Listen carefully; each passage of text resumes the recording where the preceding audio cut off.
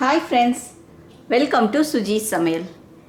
இன்றைக்கி நம்ம பார்க்க போகிறது கிட்ஸுக்கெல்லாம் ரொம்ப பிடிச்ச ஒரு இன்ட்ரெஸ்டிங்கான டிஷ்ஷுங்க, பேர்ட்ஸ் நெஸ்ட்.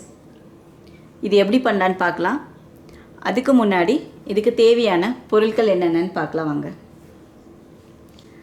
உருளைக்கிழங்கு இதை வேக வச்சு எடுத்து வச்சுருக்கேங்க. வேக வச்சுட்டு நல்லா மசிச்சு எடுத்து வச்சுருக்கேன். நான் 3 உருளைக்கிழங்கு எடுத்துருக்கேங்க. சேமியா கொஞ்சம் எடுத்துக்கோங்க. ஒரு பெரிய வெங்காயம் பொடியாக கட் பண்ணி வச்சுருக்கேன். ஒரு பச்சை மிளகாய் பொடியாக கட் பண்ணி வச்சுருக்கிறேங்க. ஒரு துண்டு இஞ்சி ஃபைனாக சாப் பண்ணி வச்சுருக்கேன். அதுக்கப்புறம் கொத்தமல்லி தலையும் ஃபைனாக சாப் பண்ணி வச்சுருக்கேன். அதுக்கப்புறம் மிளகுத்தூள் 1/4 ஸ்பூன் மிளகுத்தூள், 1/2 ஸ்பூன் மிளகாய்த்தூள், உப்பு, 1/4 கப்பு மைதா, அதோட 1 ஸ்பூன் கார்ன்ஃப்ளவர் மாவையும் மிக்ஸ் பண்ணி வச்சுருக்கேன். எண்ணெய் பொரிப்பதற்கு இந்த இதுக்கு தேவையான பொருட்கள். இப்போ இது எப்படி பண்ணலான்னு பார்க்கலாம் வாங்க. ஃபஸ்ட்டு இந்த மேஷ் பண்ண பொட்டேட்டோவிலேருந்து கொஞ்சம் எடுத்து வச்சுக்கிறேங்க. ஒரு 2 ஸ்பூன் ஆட்டம் நான் எடுத்துக்கிறேன்.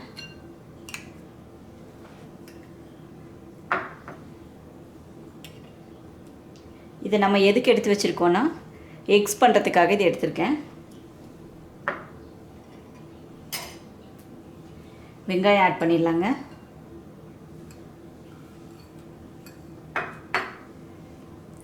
கொத்தமல்லி தழை, இஞ்சி, பச்சை மிளகாய்,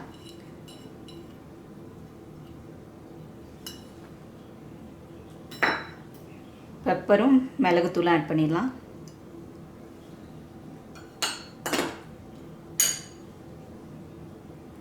இதுக்கு தேவையான உப்பு ஆட் பண்ணிக்கலாம்.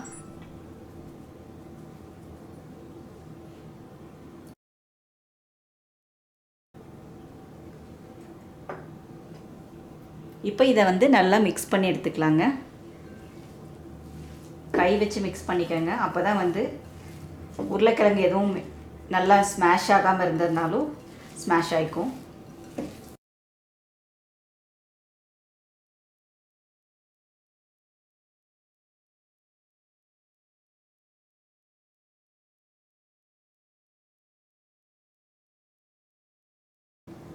மிக்ஸ் பண்ணியாச்சுங்க. இப்போ உப்பு செக் பண்ணிக்கோங்க. எனக்கு கரெக்டாக இருக்குது. உங்களுக்கு பத்தலைன்னா ஆட் பண்ணிக்கோங்க. நல்லா கையை வச்சு ஸ்மாஷ் பண்ணி விட்டுக்கோங்க. இப்போ இந்த மசாலா ரெடி ஆயிடுச்சுங்க. இப்போ அடுத்த ஸ்டெப்பு பார்க்கலாம் வாங்க.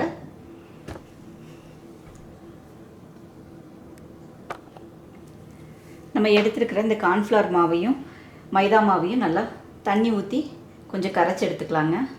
நல்லா கட்டி இல்லாமல் மிக்ஸ் பண்ணிக்கோங்க. கொஞ்சம் கொஞ்சமாக தண்ணி ஆட் பண்ணுங்கள்.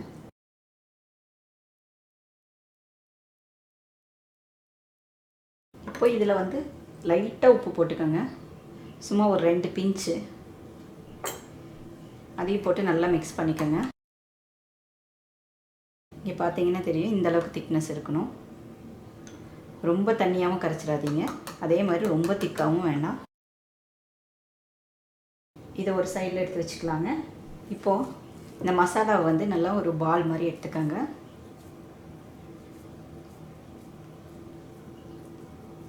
இந்த மாதிரி உருண்டை பண்ணிவிட்டு கொஞ்சம் அப்படி தட்டி விட்டுக்கோங்க. லைட்டாக ஃப்ளாட் பண்ணிவிட்டு விரல் வச்சு இப்படி ஹோல்ட் பண்ணிக்கோங்க. பார்த்தீங்கன்னா இந்த மாதிரி பண்ணிக்கோங்க. லைட்டாக ஹோல் இருக்கணும் இங்கே மிடில். இந்த மாதிரி எல்லாத்தையுமே பண்ணி எடுத்துக்கலாங்க.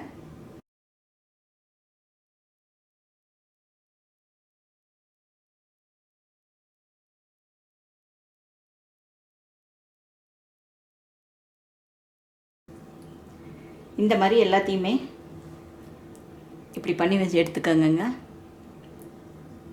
ஸோ இப்போ என்ன பண்ண போகிறோன்னா, இதை நம்ம இந்த கரைச்சி வச்சுருக்கோம் இல்லைங்களா, இந்த மாவில் டிப் பண்ணிவிட்டு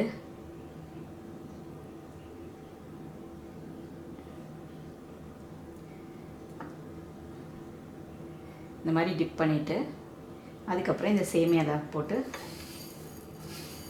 நல்லா ஸ்ப்ரெட் பண்ணிக்கோங்க. இந்த மாதிரி பண்ணி எடுத்துக்கோங்க. எல்லாத்தையுமே இதே மாதிரி செய்துட்டு அதுக்கப்புறம் நம்ம வந்து ஃப்ரை பண்ணலாம்.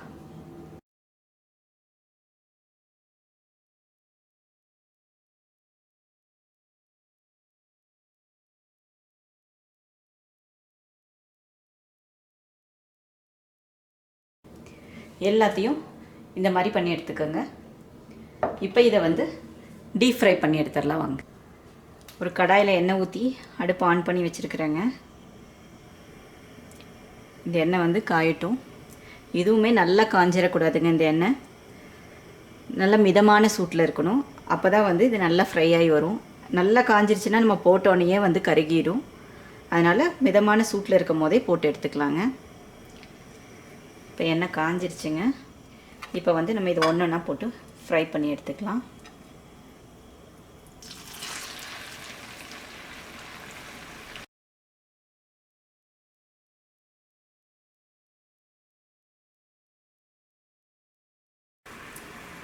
நல்லா ஃப்ரை ஆகிட்டுருக்குங்க. நீங்கள் பார்த்தீங்கன்னா தெரியும்.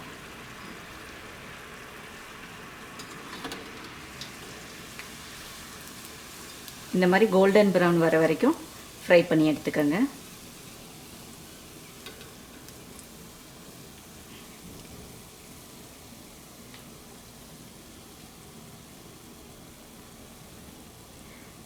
இதே மாதிரி எல்லாத்தையும் நம்ம ஃப்ரை பண்ணி எடுத்துக்கலாங்க. இங்கே பாருங்கள், நம்மளுடைய நெஸ்ட் ரெடி ஆயிடுச்சு. ஸோ இதில் இப்போ வந்து நான் சும்மா டெக்கரேட் பண்ணுறதுக்காக இந்த மாதிரி லீவ்ஸ் வைக்கிறேன். இந்த மாதிரி லீவ்ஸ் வச்சுட்டு பொட்டேட்டோ பால்ஸ் இருக்குது இல்லைங்களா, அதை வந்து இப்படி ப்ளேஸ் பண்ணிவிடுங்க.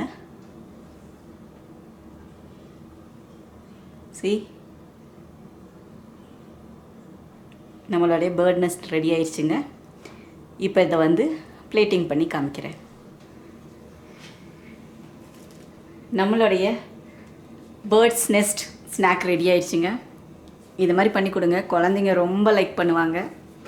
அப்புறம் எப்போ பார்த்தாலும் இதே மாதிரி பண்ணி கொடுக்க சொல்லி உங்களை டார்ச்சர் பண்ணுவாங்க. ஸோ ட்ரை பண்ணி பாருங்கள். இந்த ரெசிபி பிடிச்சிருந்துச்சுன்னா லைக் பண்ணுங்கள், ஷேர் பண்ணுங்கள், சப்ஸ்கிரைப் பண்ணுங்கள். மறக்காமல் பெல் ஐக்கானை கிளிக் பண்ணுங்கள். தேங்க்யூ.